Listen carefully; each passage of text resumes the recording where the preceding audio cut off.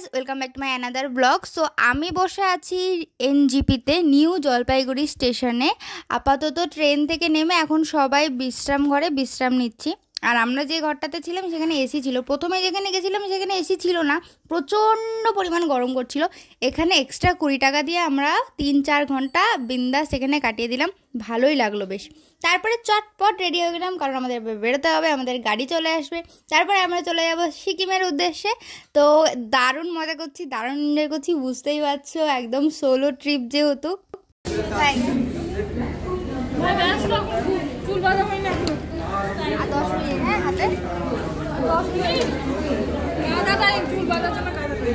তারপরে আমাদের কাছে খবর চলে এলো যে গাড়ি চলে এসছে, এবার আমাদের সবাইকে নিচে নেমে যেতে হবে। তো আমরা সবাই ওখান থেকে বেরিয়ে নিচে চলে গেলাম। আর বাইরে যে কি পরিমাণ গরম যে কি বলবো।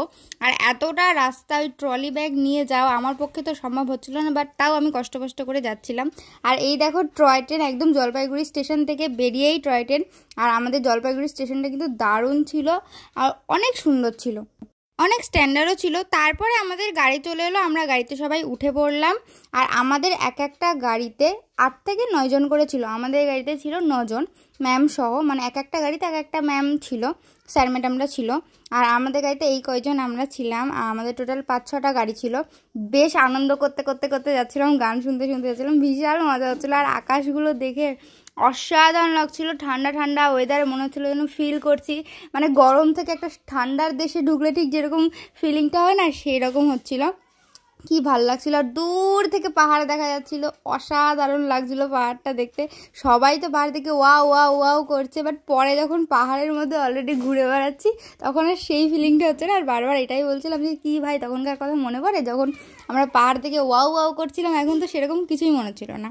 তারপরে আমাদের টিফিন দিয়ে দিল, আমরা সবাই মিলে টিফিন খেতে বসে গেছিলাম, কারণ প্রচণ্ড পরিমাণ খিদে পেয়ে গেছিলো। মানে এতই খিদে পেয়ে গেছিলো যে কিছু বলার নেই। আর অনেক কিছু ছিল, ব্রেড ছিল, ডিম ছিল, আরও অনেক কিছু ছিল।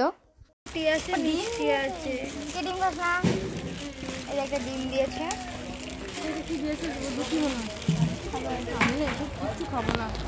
খাবো না, গ্যাস হয়ে মরো নাকি? ভালো লাগে তো কি দিয়ে হচ্ছে না জেলি, আমাকে টেস্ট দেবে তো ভালো হচ্ছে। একটা খেলাম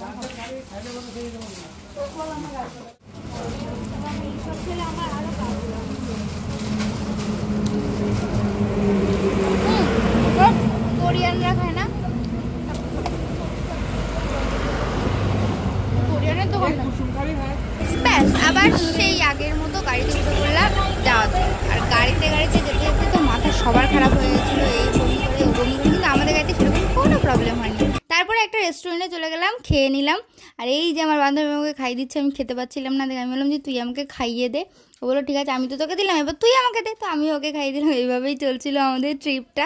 বুঝতেই পারছো কতটা এনজয় করছিলাম আমরা সবাই এই ট্রিপটাকে।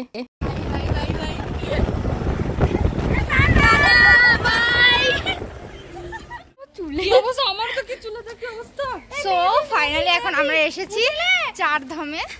তো এখন যাচ্ছি, এখানে একটা বড় মহাদেবের মূর্তি আছে, সেটাই তোমাদেরকে দেখাবো। সো চলো, আমি তো এখান থেকে একবার দেখাচ্ছি। দেখি গাড়িটাকে আমি নিয়ে আসলাম এত কষ্ট করে। My god, I am so excited দেখার জন্য।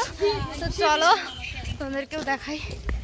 अरे हिंदी तो बोल, आप लोग को भी दिखाते हैं। তুই বল বল, এমন হিন্দি বলবো বাংলা, আমি তো বলছিলাম না বাংলা থেকে হিন্দি ব্যাপারটা শিখতে হবে। ও আমি বলছি ये किसने किया? कुकुर ने क्या कुकुर ने कुत्ते। ये मां দুই। ও মাই গড, আমার ফোনে চার্জ নেই। তুমি তখন আমি তুলে দিচ্ছি, যা 5 টাকা করে দিবি। তো এই যে সর যা হইছে কি করবি? টাকা না, একটু টাকা না। ফিলিং লাইক মনে হচ্ছে না কেদারনাথ। খুব সুন্দর। এটা আমি দেখেছিলাম, এখানে আসার আগে আমি গুগল ম্যাপে সার্চ করেছিলাম জিনিসটা। অসাধারণ। চলে এসেছি তোমার কাছে। এই যে ফাইনালি অনেকগুলো সিঁড়ি পেরিয়ে ফাইনালি পৌঁছে গেছি, আর কয়েকটা সিঁড়ি আছে মাত্র। ও মাই গড, এই যে হর হর মহাদেব, হর হর মহাদেব।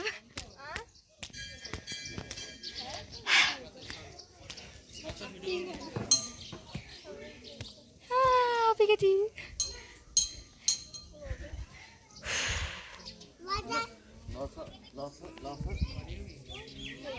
তারপরে আমরা সবাই চলে গেলাম বাবার মন্দিরে। এত বড় মূর্তি আমি আগে কখনো দেখিনি, আমার মনটা তো পুরো শান্তি চলে আসলো একটা। আমি প্রথমেই এই মূর্তিটা দেখে ভীষণ খুশি হয়ে গেলাম। ফার্স্ট দিন আমরা ঢুকেই এই মন্দিরে আসলাম, আমার কিন্তু খুব ভালো লেগেছে। আর দেখো আমি তো ঘন্টা বাজাতেই পারছিলাম না, যাই হোক কষ্ট করে আমি ঘন্টাটা বাজালাম, কারণ আমার হাইটে আসছিল না ঘন্টাটা, আমি লাফ মেরেও ঘন্টাটা বাজাতে পারছিলাম না। তারপর দেখলাম সবাই বাবার মাথায় জল ঢালছে, তো আমিও ভাবলাম চলো এখন গিয়ে জল ঢালা যাক। তো আমিও বাবার মাথায় গিয়ে জল ঢাললাম, তো আমার মনটা তো পুরো শান্তি হয়ে গেল। আর সেদিন ছিল সোমবারে বাবার মাথায় জল ঢাললাম, তাও আর 4 ধামে গিয়ে, মানে এর থেকে বড় কিছু আর কী হতে পারে। সো আমি তো ভীষণ হ্যাপি ছিলাম এই মূর্তিটা দেখে, এই জায়গাটাতে গিয়ে খুব ভালো লেগেছে, খুব সুন্দর একটা জায়গা। প্রথমে এখানে গিয়ে আমি তো ভীষণ মজা করেছি, খুব এনজয় করেছি। আর জানো তো কি, জায়গাটা যাওয়ার জন্য আমি অনেক দিন থেকে ভেবেছিলাম যাবো, কারণ এই মূর্তিটা আমি অনেক জায়গায় দেখেছিলাম, রিলসে বা অনেক জায়গায় দেখেছিলাম, ইচ্ছা ছিল এরকম একটা জায়গায় যাব। সো ফাইনালি সেটা পূরণ হয়ে গেল। সো কি বলবো, আমি তো খুব হ্যাপি। ফাইনালি আমরা এখন এই প্লেসটা ছেড়ে চলে যাচ্ছি, বল, কিন্তু জায়গাটা খুব সুন্দর ছিল। তো আমরা এখান থেকে এখন যাচ্ছি, এরপর যাবো কোথাও একটা, জানি না কোথায় যাবো। আয়, কেমন এনজয় করছিস? দারুণ। মন্দিরটা কেমন লাগলো? শুধু মাঝখানে হয়ে গেছিল হালুয়া টাইট, এখনো বমি করেছিস নাকি? না কিন্তু তবে মানে মনে হয় হ্যাঁ, কিন্তু একটু টায়ার্ড ব্যাপারটা আছে আমাদের সবার। অবভিয়াসলি আমার মধ্যেও আছে। সো এখন এখান থেকে যাচ্ছি, চলো এবার কোথায় যাই সেটাও ব্লগ দেখাবো, দেখতে থাকো। তবে একটা কথা বলা হয়নি, সেটা হলো যে মন্দিরটার মূর্তিটা দেখালাম, সেটা আমার অনেক দিনের ইচ্ছা ছিল যে দেখব। আমি গুগল ম্যাপে দেখে এসেছিলাম, আমার খুব পছন্দ ছিল, আমি অনেক রিলসেও দেখেছিলাম, অনেক ভিডিওতেও দেখেছিলাম, কিন্তু প্রথমেই যে এখানে আসবো আমি সেটা বুঝতে পারিনি। মানে 4 ধাম মানে আমি ভেবেছিলাম হয়তো নর্মালি কোনো ধাম, এটা যে 4 ধাম এটার নাম সেটা আমি জানতাম না। আমি ওখানে গিয়ে জাস্ট অবাক হয়ে গেছিলাম। আমার এটা খুব ভালো লেগেছে, খুবই ভালো লেগেছে। আমি প্রথমে এসেই এতটা যে জার্নি করেছি, এত টায়ার্ড হয়ে গেছিলাম, আরও একটু রিফ্রেশমেন্ট পেয়ে গেলাম এখানটা এসে। বাট এখন হালকা হালকা এখন একটু বৃষ্টি পড়ছে। তো এরপরে আমরা আই থিঙ্ক যাবো নামচির পর যাবো রাঢ়বাংলা। সো চলো ব্লগটা কিন্তু পুরো দেখতে থাকো। টাটা।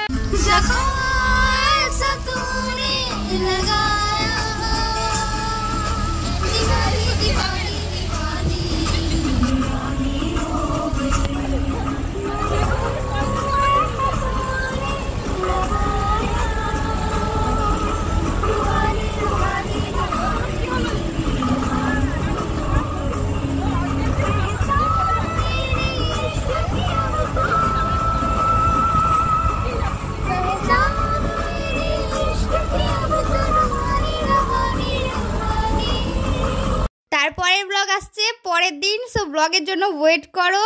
আর এতটাই এনজয় করেছি আমরা, ব্লগের জন্য ওয়েট করতে থাকো, দেখতে থাকো ব্লগটা। সো টাটা, দেখা হবে নেক্সট ভিডিওতে।